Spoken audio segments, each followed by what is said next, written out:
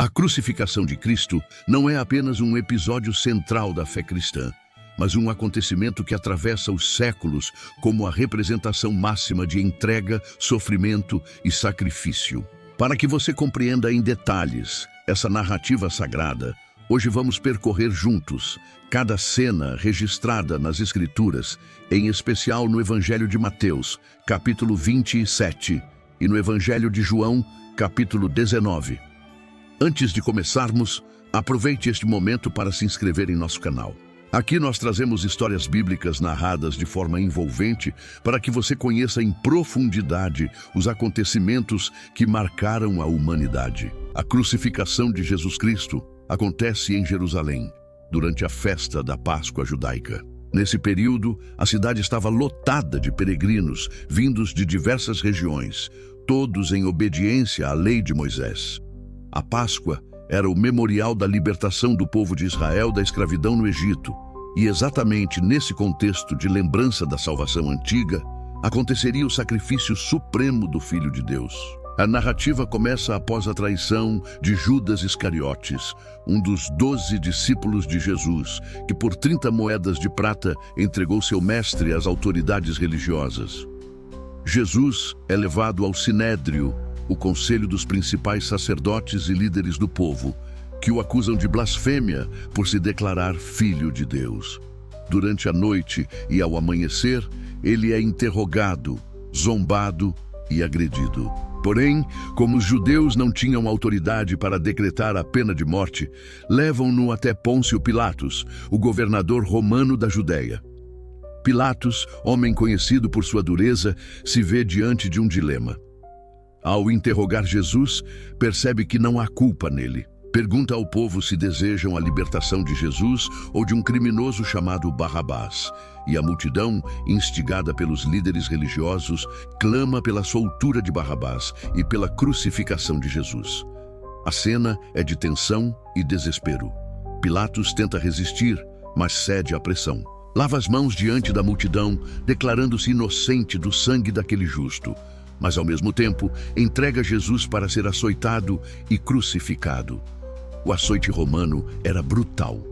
Consistia em chicotadas com um flagelo de couro trançado, com pedaços de osso e metal presos em suas pontas. Cada golpe dilacerava a carne. Jesus é despido, amarrado e submetido a esse suplício. Em seguida, os soldados o revestem com um manto escarlate, colocam uma coroa de espinhos em sua cabeça e lhe dão uma cana como cetro, zombando: "Salve, Rei dos Judeus!" Eles o cospem, batem com a cana em sua cabeça e o humilham. Carregado de dores e sangue, Jesus é conduzido até o Gólgota, chamado Lugar da Caveira, onde seria crucificado. O caminho até lá ficou conhecido como Via Dolorosa. Segundo o Evangelho de Mateus, capítulo 27, no versículo 32, obrigaram um homem chamado Simão de Cirene a carregar a cruz de Jesus, pois ele já estava exausto. Esse detalhe não é apenas histórico, mas simbólico. Alguém é convocado a partilhar do peso do madeiro, prefigurando a participação da humanidade no sofrimento do Messias. Ao chegarem ao Gólgota, oferecem a Jesus vinho misturado com fel, uma bebida amarga que servia como leve anestésico para os condenados. Ele prova, mas não aceita. A crucificação era uma das mais cruéis formas de execução romana. Os pregos eram cravados nos pulsos e nos pés, e a vítima era suspensa no madeiro, lutando para respirar, já que o corpo pendia e pressionava os pulmões. Cada suspiro exigia esforço agonizante. Os soldados repartem suas vestes e lançam sortes sobre sua túnica, cumprindo o que estava escrito nas Escrituras antigas. No Evangelho de João, capítulo 19, encontramos a menção de que sua túnica era tecida de alto a baixo de uma só peça, razão pela qual não a rasgaram, mas a sortearam entre si. Esse detalhe mostra como cada aspecto da crucificação cumpria as profecias. Acima da cruz de Jesus, colocam uma inscrição escrita em 3 línguas, hebraico, latim e grego, dizendo: "Jesus Nazareno, Rei dos Judeus." Essa frase, segundo o Evangelho de João, capítulo 19, foi ordenada por Pilatos. Os principais sacerdotes protestaram, pedindo que fosse escrito: "Ele disse, sou o Rei dos Judeus." Mas Pilatos respondeu: o que escrevi, escrevi. Assim, até mesmo a ironia da acusação se transformava em proclamação. A cena era de horror e zombaria. Os que passavam abanavam a cabeça e gritavam: tu que destróis o templo e em 3 dias o reedificas, salva-te a ti mesmo. Se és filho de Deus, desce da cruz. Da mesma forma, os chefes dos sacerdotes e os anciãos caçoavam dizendo: confiou em Deus, livre-o agora se o ama, pois disse: sou filho de Deus. Até os ladrões crucificados ao lado de Jesus o insultavam. Apesar das zombarias e da dor extrema, Jesus mantém silêncio diante de seus acusadores. Em determinado momento, porém, uma voz se ergue entre os crucificados. Um dos ladrões continua insultando, mas o outro reconhece sua própria culpa e volta-se para Jesus. Senhor, lembra-te de mim quando entrares no teu reino. E Jesus responde: em verdade te digo que hoje estarás comigo no paraíso. Essa cena registrada no Evangelho de Lucas, capítulo 23, não apenas mostra a misericórdia de Cristo até o último instante, mas também a promessa de redenção imediata para aquele que nele crê, mesmo nos momentos finais da vida. Na base da cruz, Maria, a mãe de Jesus, está presente. Também estão outras mulheres e o discípulo amado, João. O Evangelho de João, capítulo 19, relata que, vendo sua mãe e o discípulo que amava, Jesus disse: mulher, eis aí o teu filho, e ao discípulo: eis aí a tua mãe. E desde aquela hora, João a recebeu em sua casa. Esse gesto revela o cuidado de Jesus com os seus, mesmo em meio à sua própria agonia, mostrando que não havia apenas dor, mas também amor até o fim. A crucificação se estendia por horas, do meio-dia até às 3 da tarde, segundo o Evangelho de Mateus, capítulo 27, uma escuridão sobrenatural cobriu toda a terra. Esse fenômeno impressionante não podia ser explicado apenas como um eclipse, pois durou por 3 horas inteiras e foi registrado como um sinal divino do peso que recaía sobre o Filho de Deus. Por volta das 3 horas da tarde, Jesus bradou em alta voz: Eli, Eli, lama sabachthani, que quer dizer: Deus meu, por que me desamparaste? Essas palavras ecoam o Salmo 22, escrito séculos antes por Davi, em que o salmista descreve com precisão impressionante a cena da crucificação. O grito de Jesus expressa o abandono sentido naquele momento em que ele carregava sobre si o peso do pecado da humanidade. Alguns que estavam ali, ouvindo-o clamar, pensaram que Jesus chamava pelo profeta Elias. Um deles correu, embebeu uma esponja em vinagre e a colocou na ponta de uma vara, oferecendo para que ele bebesse. Outros disseram: deixai, vejamos se Elias vem salvá-lo. Tudo acontecia sob a tensão de um silêncio solene, interrompido por zombarias e expectativa. Pouco antes de entregar seu espírito, Jesus pronunciou outras palavras que marcaram aquele instante eterno. Segundo o Evangelho de João, capítulo 19, ele disse: está consumado. Em grego, a expressão é tetelestai, que significa que a obra foi concluída, cumprida em plenitude. Não havia nada mais a acrescentar, nenhuma etapa a mais a ser realizada. O sacrifício estava completo. Em seguida, o Evangelho de Lucas, capítulo 23, relata que Jesus clamou em alta voz: Pai, nas tuas mãos entrego o meu espírito. E tendo dito isso, expirou. Nesse exato momento, sinais extraordinários aconteceram. O Evangelho de Mateus, capítulo 27, narra que o véu do templo se rasgou de alto a baixo em 2 partes. O véu separava o Santo dos Santos, lugar da presença divina, do restante do templo, e apenas o sumo sacerdote podia atravessá-lo uma vez por ano, no dia da expiação. O rasgar desse véu simbolizava o acesso direto à presença de Deus, sem mais necessidade de intermediários. Ainda segundo Mateus, houve um grande terremoto. As rochas se partiram e sepulcros se abriram. Muitos corpos de santos que haviam morrido ressuscitaram e, depois da ressurreição de Jesus, apareceram a muitos em Jerusalém. A terra tremeu, a criação reagiu à morte do Criador e até a morte começou a ser vencida. O centurião romano, encarregado da execução, ao presenciar todos esses acontecimentos, declarou: Verdadeiramente, este era o Filho de Deus. Esse testemunho vindo de um oficial romano reforça a magnitude daquele momento. Não era apenas um prisioneiro morrendo, mas algo cósmico e espiritual acontecendo diante de todos. Enquanto isso, a multidão que assistia começou a se dispersar, batendo no peito em sinal de lamento. Muitos que zombavam foram tomados por temor, pois compreenderam que haviam testemunhado algo que ultrapassava qualquer explicação humana. As mulheres que haviam seguido Jesus desde a Galileia continuaram ali, observando de longe. Entre elas estavam Maria Madalena, Maria mãe de Tiago e de José, e a mãe dos filhos de Zebedeu. Permaneceram firmes, mesmo em meio à dor, testemunhando cada detalhe até o último suspiro. Com a morte de Jesus, chegava ao fim a crucificação, mas não a história. Era necessário agora preparar o corpo para o sepultamento, pois se aproximava o pôr do sol e com ele o início do sábado. Nesse ponto, novas figuras entram na narrativa, revelando coragem e devoção. Com a morte de Jesus, surgia a questão do que fazer com seu corpo.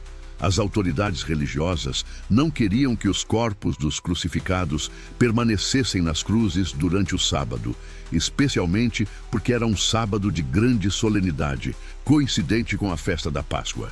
Então pediram a Pilatos que ordenasse que as pernas dos crucificados fossem quebradas para acelerar a morte e que seus corpos fossem retirados. Os soldados romanos foram até os crucificados e quebraram as pernas dos dois ladrões, mas ao chegarem a Jesus, perceberam que ele já estava morto. Para confirmar, um dos soldados atravessou-lhe o lado com uma lança e imediatamente saiu sangue e água. Esse detalhe, registrado no Evangelho de João, capítulo 19, foi testemunhado pelo próprio autor, que enfatiza que o relato é verdadeiro. O jorrar de sangue e água é interpretado de várias formas, como evidência médica da morte de Jesus, como símbolo da purificação e do Espírito, ou ainda como cumprimento das Escrituras que diziam: nenhum dos seus ossos será quebrado e olharão para aquele a quem traspassaram. Nesse momento, entra em cena um homem chamado José de Arimateia. Ele era um discípulo de Jesus, mas em segredo, por medo das autoridades judaicas. Contudo, diante da morte de Cristo, toma coragem e vai até Pilatos pedir o corpo. Pilatos se surpreende ao saber que Jesus já havia morrido e, confirmando com o centurião, concede o pedido. José de Arimateia é descrito como um homem rico e membro do Sinédrio, o que mostra que até mesmo entre os líderes havia aqueles que reconheciam a singularidade de Jesus. Ao lado de José aparece Nicodemos, aquele que anteriormente havia se encontrado com Jesus à noite, como relatado no Evangelho de João, capítulo 3. Nicodemos traz cerca de 100 libras de uma mistura de mirra e aloés, uma quantidade imensa de especiarias, digna de um rei. Os dois envolvem o corpo de Jesus em lençóis de linho com os aromas, segundo o costume dos judeus para sepultamento. Jesus é colocado em um túmulo novo, escavado na rocha, que pertencia a José de Arimateia. Esse detalhe é relevante porque cumpre a profecia de Isaías, capítulo 53, que dizia: designaram-lhe a sepultura com os ímpios, mas com o rico esteve na sua morte. O corpo não foi lançado em uma vala comum de criminosos, mas repousou em um sepulcro de honra. As mulheres que haviam seguido Jesus desde a Galileia acompanharam tudo de perto. Viram onde o corpo foi colocado e como foi preparado. Entre elas estavam Maria Madalena e Maria, mãe de José. O sepulcro ficava em um jardim próximo ao lugar da crucificação, e foi ali que Jesus foi sepultado às pressas, porque o sábado já estava para começar. Entretanto, os principais sacerdotes e fariseus lembraram-se das palavras de Jesus, que dissera que ao terceiro dia ressuscitaria. Temendo que seus discípulos viessem roubar o corpo e depois dissessem que ele havia ressuscitado, foram até Pilatos no dia seguinte à preparação e pediram que o sepulcro fosse guardado. Pilatos respondeu: tendes uma guarda, ide e assegurai como bem vos parecer. Assim, selaram a pedra do túmulo e colocaram guardas para vigiar. Esse detalhe é crucial para a narrativa, porque demonstra que até os inimigos de Jesus reconheciam que havia uma promessa de ressurreição, ainda que não acreditassem nela. Selar a pedra e colocar guardas servia para evitar qualquer fraude, mas também reforça que o milagre que viria não poderia ser atribuído à ação humana. Nesse ponto, a narrativa da crucificação se encerra com a sensação de silêncio e espera. O corpo do mestre repousava no túmulo, os discípulos estavam dispersos e amedrontados, e Jerusalém seguia seu ritmo de festa da Páscoa, aparentemente indiferente ao drama que havia acabado de acontecer. Mas por trás desse aparente silêncio, algo grandioso estava prestes a acontecer, algo que mudaria a história para sempre. O sacrifício estava consumado, o véu havia sido rasgado, o Filho do Homem fora entregue à morte. Agora, a terra aguardava o desfecho prometido, a vitória sobre a própria morte. No primeiro dia da semana, ainda de madrugada, algumas mulheres que seguiam Jesus foram ao sepulcro para terminar os preparativos do corpo. Entre elas estavam Maria Madalena, Maria mãe de Tiago e Salomé. Levavam perfumes e especiarias para ungir o corpo do Senhor. Mas ao chegarem ao jardim, encontraram a pedra removida do sepulcro. Maria Madalena, ao ver aquilo, correu imediatamente até Simão Pedro e o discípulo amado João e disse: "Levaram o Senhor do sepulcro e não sabemos onde o puseram." Pedro e João correram até o túmulo. João chegou primeiro, inclinou-se e viu os panos de linho no chão, mas não entrou. Pedro chegou logo depois, entrou no sepulcro e observou não apenas os lençóis, mas também o sudário que estivera sobre a cabeça de Jesus, dobrado à parte. Então entrou também João, viu e creu. Enquanto isso, Maria Madalena permaneceu junto ao sepulcro, chorando. Quando se inclinou para olhar dentro, viu 2 anjos vestidos de branco, sentados onde estivera o corpo de Jesus, um à cabeceira e outro aos pés. Eles lhe perguntaram: "Mulher, por que choras?" E ela respondeu: "Porque levaram o meu Senhor e não sei onde o puseram." Voltando-se para trás, viu alguém em pé, mas não reconheceu quem era. Pensando que fosse o jardineiro, disse: "Senhor, se tu o tiraste, dize-me onde o puseste, e eu o levarei." Então aquele homem a chamou pelo nome: Maria. Ao ouvir sua voz, ela reconheceu. Era Jesus ressuscitado. Emocionada, ela se voltou e exclamou: "Rabone!", que quer dizer mestre. Jesus lhe disse: "Não me detenhas, porque ainda não subi para o meu Pai. Mas vai a meus irmãos e dize-lhes que eu subo para meu Pai e vosso Pai, para meu Deus e vosso Deus." Assim, Maria Madalena foi a primeira testemunha da ressurreição, levando aos discípulos a notícia: "Vi o Senhor." No mesmo dia, 2 discípulos caminhavam para uma aldeia chamada Emaús, a cerca de 11 quilômetros de Jerusalém. Enquanto conversavam sobre tudo o que havia acontecido, Jesus aproximou-se e começou a andar com eles, mas seus olhos estavam como que impedidos de reconhecê-lo. Ele perguntou: "Que palavras são essas que trocais entre vós caminhando?" Tristes, eles responderam que falavam sobre Jesus, profeta poderoso em obras e palavras, que havia sido entregue e crucificado. Jesus então lhes explicou, começando por Moisés e todos os profetas, como convinha que o Cristo padecesse e entrasse em sua glória. Quando chegaram à aldeia, pediram que ele ficasse com eles, pois já era tarde. Sentado à mesa, tomou o pão, deu graças, partiu e lhes deu. Então seus olhos se abriram e reconheceram-no, mas ele desapareceu de diante deles. Enquanto isso, os discípulos estavam reunidos em Jerusalém com medo das autoridades. De repente, Jesus apareceu no meio deles e disse: "Paz seja convosco." Mostrou-lhes as mãos e o lado, para que vissem as marcas dos cravos e da lança. Tomé, um dos 12, não estava presente e quando lhe contaram disse: "Se eu não vir em suas mãos o sinal dos cravos e não puser o dedo no lugar dos cravos e a mão no seu lado, de modo nenhum acreditarei."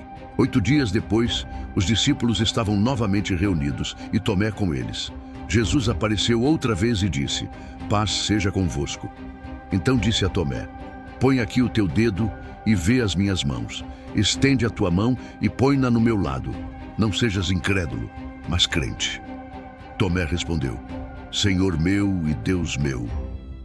Essas aparições confirmaram a vitória sobre a morte.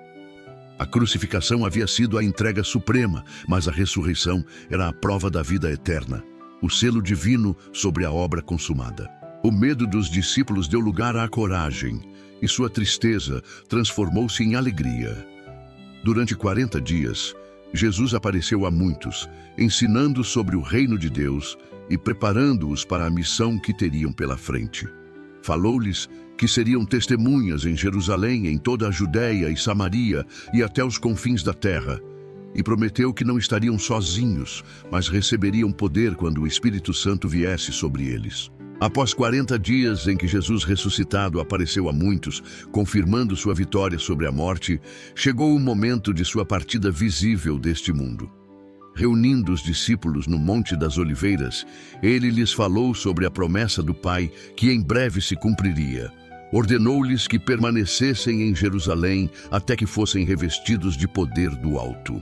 Os discípulos, ainda carregando expectativas de restauração política para Israel, perguntaram: Senhor, restaurarás tu neste tempo o reino a Israel? Mas Jesus respondeu: Não vos compete saber os tempos ou as épocas que o Pai estabeleceu pelo seu próprio poder, mas recebereis poder ao descer sobre vós o Espírito Santo, e sereis minhas testemunhas, tanto em Jerusalém como em toda a Judéia e Samaria, e até os confins da terra. Tendo dito isso, ergueu-se diante deles e foi elevado às alturas. Uma nuvem o encobriu de seus olhos. Enquanto olhavam firmemente para o céu, 2 homens vestidos de branco se puseram ao lado deles e disseram: Homens da Galileia, por que estáis olhando para o céu? Esse Jesus, que dentre vós foi elevado ao céu, assim virá do modo como o viste subir. Com essas palavras, os discípulos compreenderam que sua missão estava apenas começando. O sacrifício da cruz não havia sido em vão. A ressurreição era a prova da vitória definitiva e a ascensão abria o caminho para a promessa do Espírito Santo, que os capacitariam para levar a mensagem ao mundo. A crucificação, registrada em Mateus capítulo 27 e João capítulo 19, não foi apenas um evento isolado na história, mas o ponto central da narrativa bíblica. Cada detalhe, desde a traição de Judas até o último suspiro de Cristo, cumpriu profecias antigas e revelou significados profundos. O vinho com fel, a túnica não rasgada, o véu do templo partido, o terremoto, o testemunho do centurião. Nada foi por acaso.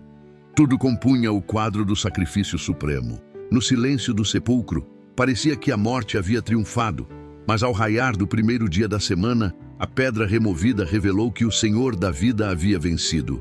A morte não o pôde deter e o inferno não pôde vencê-lo.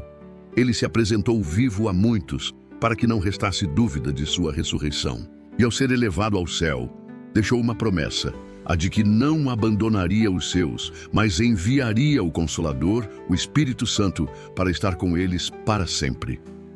Essa promessa se cumpriria poucos dias depois, no Pentecostes, quando línguas como de fogo repousaram sobre cada discípulo, e eles começaram a falar em outras línguas, proclamando as maravilhas de Deus. Assim se encerra a narrativa da crucificação e ressurreição, um acontecimento que começou com dor, agonia e aparente derrota, mas culminou em vitória, vida e glória eterna.